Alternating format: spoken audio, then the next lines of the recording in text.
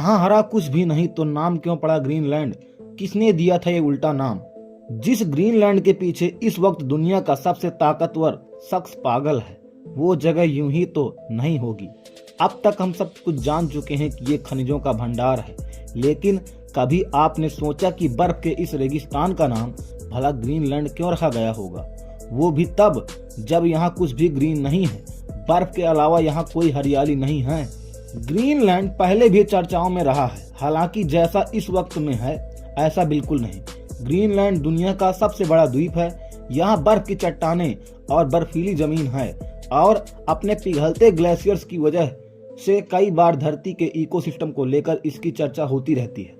वो बात अलग है कि इसका नाम ग्रीनलैंड होने के बाद भी इस देश में हरियाली नहीं है। सबसे अजीब बात यह है कि इसका नाम ग्रीनलैंड है, जबकि इस द्वीप पर हरियाली का नामो निशान नहीं है। यह कोई महाद्वीप नहीं है, लेकिन ग्रीनलैंड का कुल क्षेत्रफल 21.6 लाख वर्ग किलोमीटर है। इसका 80% हिस्सा बर्फ की चादर से ढका है। यहाँ की आबादी सिर्फ 56,000 के आसपास है। यह दुनिया के सबसे कम घनत्व वाला देश कहलाता है। ग्रीनलैंड को ग्रीनलैंड नाम मिलने की भी एक रोचक कहानी है। नॉर्स की कहानियों के मुताबिक यहाँ डेनमार्क से एक आइसलैंड के शख्स को मर्डर के आरोप में निर्वासित किया गया था। उसका नाम एरिक द रेड था। इसने यहाँ आकर लोगों का बसाना शुरू किया। तब भी यहाँ बर्फ थी, लेकिन लोगों को आकर्षित करने के लिए उसने इलाके का नाम ग्रीनलैंड रख दिया। ग्रीनलैंड के बारे में एक बात की खास तौर से चर्चा दुनिया भर में होती रहती है, वह यह है कि पिछले 30 सालों में बहुत बड़ा प्राकृतिक बदलाव देखने को मिल रहा है।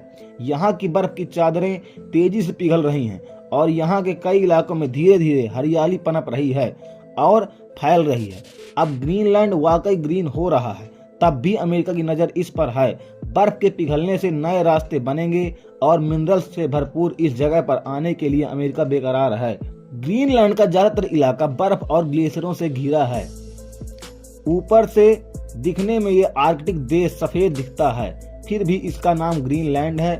वैसे एक हकीकत यह भी है कि एक समय था जब यह सही में हरा भरा था। वैज्ञानिकों बताते हैं कि 25 लाख साल पहले यहाँ हरियाली हुआ करती थी।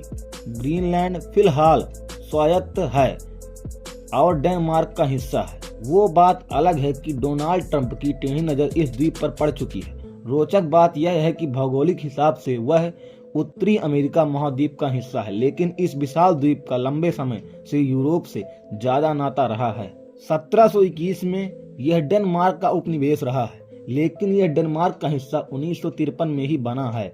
1979 में ग्रीनलैंड को होम रूल मिला है। धीरे धीरे ग्रीनलैंड स्वायत्त शासन की ओर बढ़ ही रहा था कि उसकी किस्मत में डोनाल्ड ट्रंप आ गए।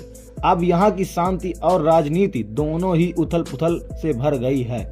कई इतिहासकार मानते हैं इंसान ग्रीनलैंड में 2500 ईसा पूर्व में आए थे। इस देश का इतिहास 4500 साल पुराना है। निर्जन से लगने वाले इस देश का इतना पुराना इतिहास हैरात की बात लगती है। हालांकि यहाँ आने वाले लोग ज्यादा टिक नहीं पाते थे।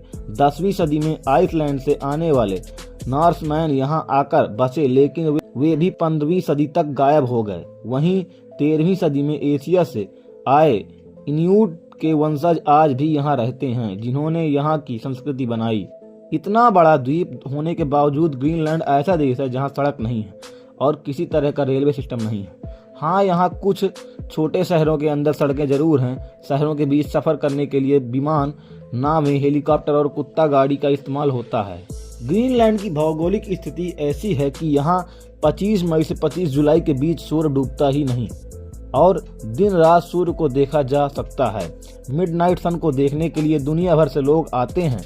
उत्तरी गोलार्ध का सबसे बड़ा दिन 21 जून ग्रीनलैंड के लिए ही बड़ा दिन है और इस दिन यहाँ राष्ट्रीय अवकाश होता है। कम लोग जानते हैं कि ग्रीनलैंड में ठीक ठाक गर्मी हो जाती है।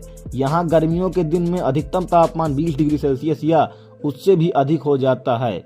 यही वह दौर है जब पर्यटक बाहर से यहाँ सबसे ज्यादा आते हैं, जब यहाँ गर्म पानी की झरने या चश्मे भी देखने को मिलते हैं।